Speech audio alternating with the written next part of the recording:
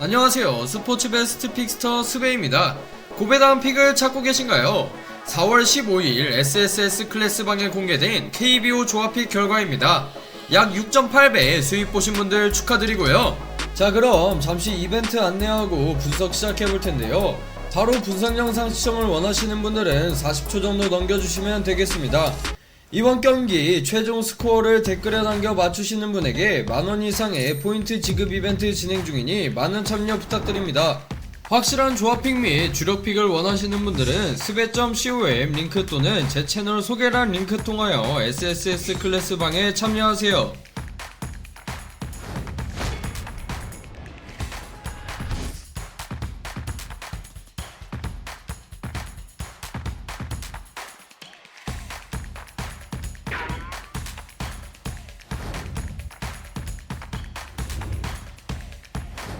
자, 오늘은 2025년 4월 18일에 펼쳐지는 유로파리그 8강 2차전 중요 경기 분석 시작해볼 텐데요. 첫 번째 경기는 프랑크푸르트와 토트넘의 맞대결입니다. 1차전에서 양팀은 1대1 무승부를 기록하며 팽팽한 균형을 유지하였는데요. 이제 단판 승부로 준결승 진출팀이 결정됩니다. 과연 누가 살아남을지 분석 시작해보시죠. 현재 프랑크푸르트는 최근 홈에서 매우 강한 모습을 보여주고 있습니다. 리그와 유럽 대항전을 포함하여 3연승을 기록 중이며 이 기간 동안 평균 2.3득점을 기록하며 공격진이 좋은 폼을 유지하고 있는데요. 특히 팀의 경기력은 경기 후반으로 갈수록 더욱 안정적입니다. 압박과 조직적인 수비를 바탕으로 상대 실수를 유도하며 역습으로 마무리하는 전술이 완성도를 높이고 있는데요. 현재 프랑크푸르트에서는 스트라이커 위고 에키티케가 이번 경기의 핵심입니다. 빠른 스피드와 깔끔한 마무리 능력을 갖춘 그는 상대 수비의 빈틈을 파고들며 득점 기회를 창출하고 있는데요. 유럽 대항전 무대에서도 연속 공격 포인트를 기록하며 이번 경기에서도 프랑크푸르트의 공격 선봉에 설 예정입니다. 또한 미드필더 엘리어스 스키리가 중원에서 얼마나 많은 활동량과 압박을 보여주느냐도 팀 경기력에 큰 영향을 줄 전망인데요. 수비적인 커버와 공격 전개 시 패스, 연결고리 역할을 모두 소화해야 하는 선수입니다. 이번 경기 프랑크푸르트는 전형적인 4-2-3-1 포메이션을 활용하여 강한 전방 압박과 빠른 전환을 무기로 삼을 것입니다. 상대 수비가 불안정한 토트넘을 상대로 에키티케의 침투 타이밍을 맞추는 패턴 플레이가 자주 나올 것으로 보이는데요. 특히 측면에서 크리스텐센과 투타의 수비 라인 안정화가 성공한다면 역습시 손흥민 솔랑케 조합을 효과적으로 차단할 수 있을 것입니다. 현재 토트넘은 최근 경기력에 기복을 보이고 있습니다.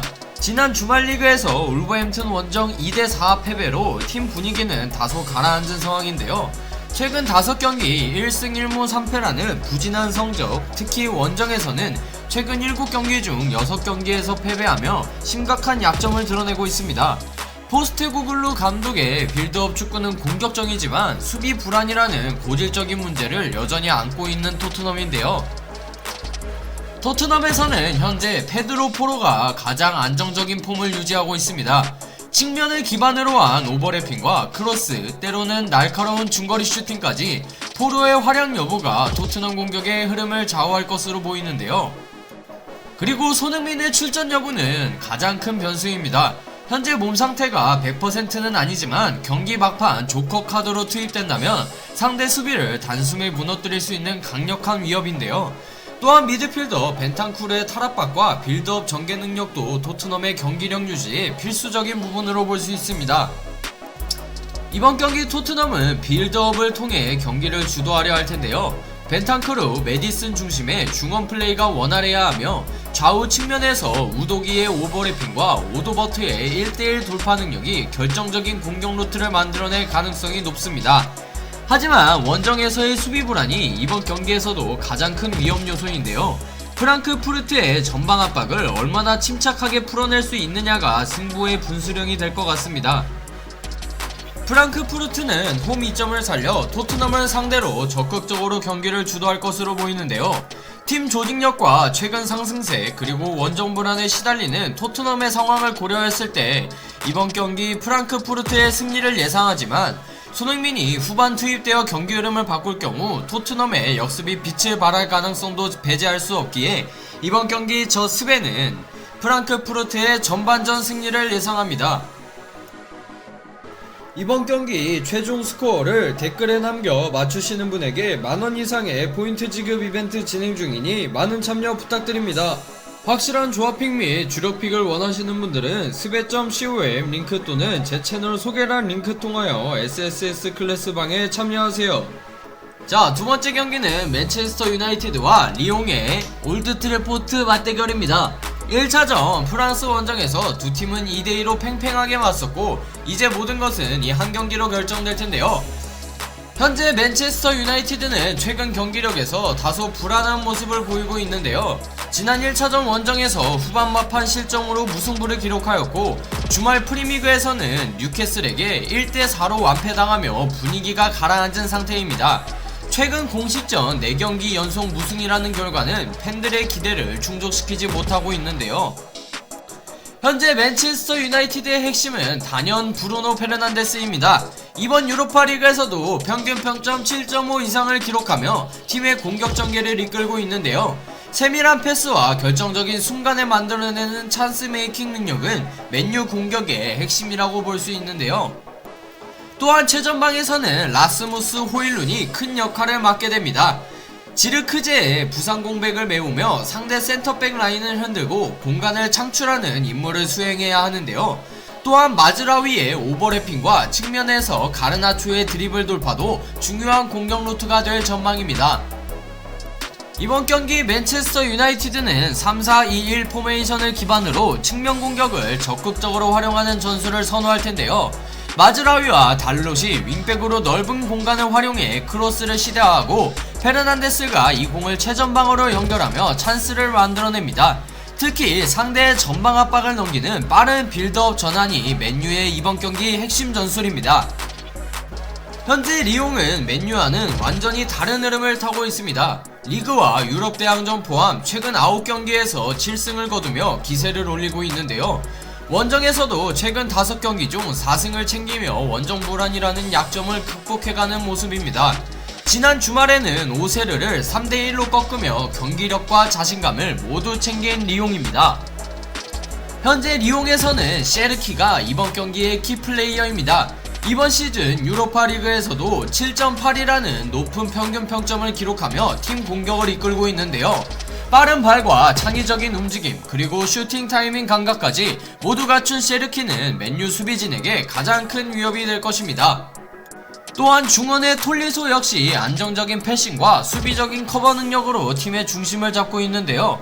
이 두 선수가 맨유 미드필더진과의 싸움에서 우위를 점할 경우 리옹이 경기 흐름을 주도할 가능성도 충분합니다. 이번 경기 리옹은 전통적인 4-2-3-1 포메이션을 유지하면서 공격 상황에서는 셰르키가 자유롭게 움직이며 맨유 수비 라인 사이 공간을 노릴 것으로 예상되는데요. 톨리소와 베르투가 중원에서 수적 우위를 바탕으로 압박을 걸고 역습 상황에서는 미카우타제와 셰르키의 속도를 활용해 맨유 수비진을 공략할 계획입니다. 양팀 모두 중원에서의 볼 소유권을 장악하는 것이 승부의 가장 중요한 열쇠가 될 텐데요. 특히 맨유는 전방 압박을 피하는 빌드업, 리옹은 셰르키의 공간 활용이 가장 중요한 전술적 포인트로 볼 수 있겠습니다. 현재 맨유는 올드 트래포트에서 유로파리그 5경기 중 4승을 기록하며 홈에서는 강한 면모를 보여왔는데요.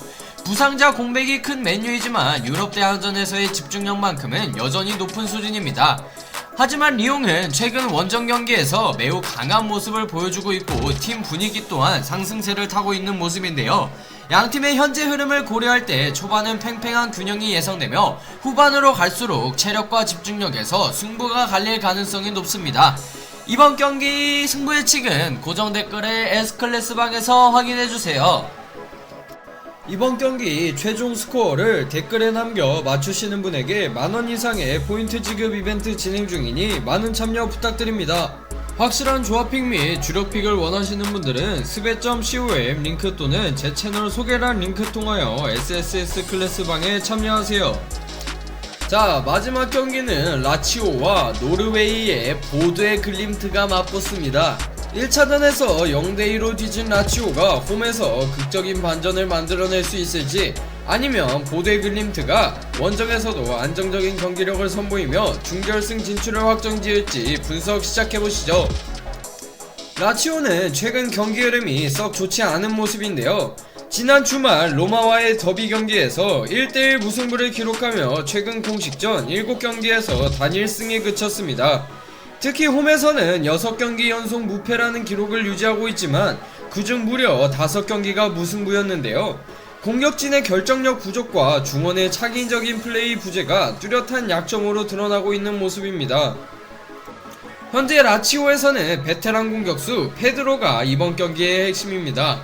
평균 평점 7.1을 기록하며 팀 공격을 이끌고 있고 중요한 순간에 해결사 역할을 맡아주고 있는데요. 페드로의 경험과 골 결정력은 라치오의 득점 기회를 현실로 만들 수 있는 열쇠입니다. 또한 미드필드에서는 기행두지의 활약도 주목할 만한데요. 경기 템포를 조율하고 수비와 공격을 연결하는 역할을 담당하며 안정적인 볼 배급을 선보이고 있습니다. 이번 경기에서도 그가 얼마나 효율적으로 중원을 장악하느냐에 따라 라치오의 경기력이 크게 좌우될 전망으로 보입니다. 이번 경기 라치오는 4-2-3-1 포메이션을 중심으로 경기의 주도권을 잡으려 할 것입니다. 특히 귀행두지와 로벨라가 중원에서 빠르고 정확한 전환을 통해 좌우 측면에 이삭센, 자카그니에게 볼을 공급하며 상대 수비를 벌리는 패턴이 예상되는데요.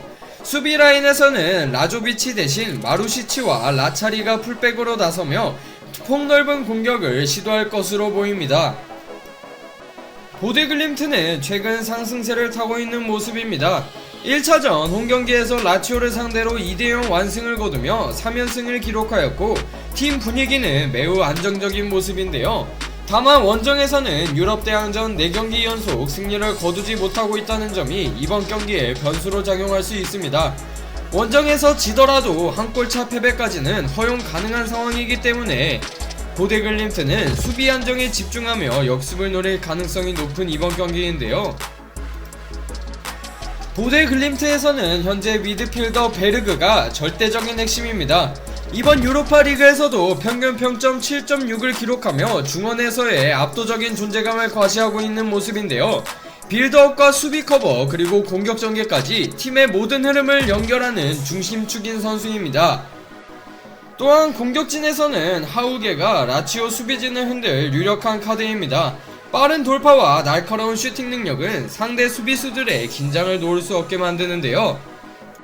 이번 경기 보데글림트는 4-3-3 포메이션을 유지하며 단단한 수비 라인을 바탕으로 하우게와 볼룸베르그를 활용한 역습을 노릴 전망인데요. 이미 2점 차로 앞서 있는 만큼 공격보다는 안정된 수비와 간결한 역습이 주요 전략이 될 것으로 보입니다. 특히 중원에서 베르그가 귀행두지와의 대결을 얼마나 효과적으로 컨트롤할 수 있느냐가 이 경기의 흐름을 결정짓는 중요한 변수로 볼 수 있겠습니다. 라치오는 홈에서 반드시 승리가 필요한 상황인데요. 홈팬들의 열렬한 응원을 등에 업고 전반부터 공격적인 플레이를 펼칠 가능성이 높습니다. 그러나 보데글림트는 2점 차라는 여유를 바탕으로 조직적이고 단단한 수비 운영을 통해 라치오의 공세를 차단할 준비를 마쳤는데요. 이번 경기 승부 예측은 고정 댓글의 S클래스방에서 확인해주세요. 자, 이렇게 2025년 4월 18일에 펼쳐지는 유로파리그 중요경기 분석해보았는데요. 여러분의 예상은 어떠신가요? 댓글로 여러분의 승부 예측을 남겨주세요. 이번 영상이 유익하셨다면 구독과 좋아요, 알림 설정 부탁드립니다. 지금까지 스포츠 베스트 픽스터 스베였습니다. 감사합니다. 이번 경기 최종 스코어를 댓글에 남겨 맞추시는 분에게 만원 이상의 포인트 지급 이벤트 진행 중이니 많은 참여 부탁드립니다. 확실한 조합픽 및 주력픽을 원하시는 분들은 스베.com 링크 또는 제 채널 소개란 링크 통하여 SSS 클래스방에 참여하세요.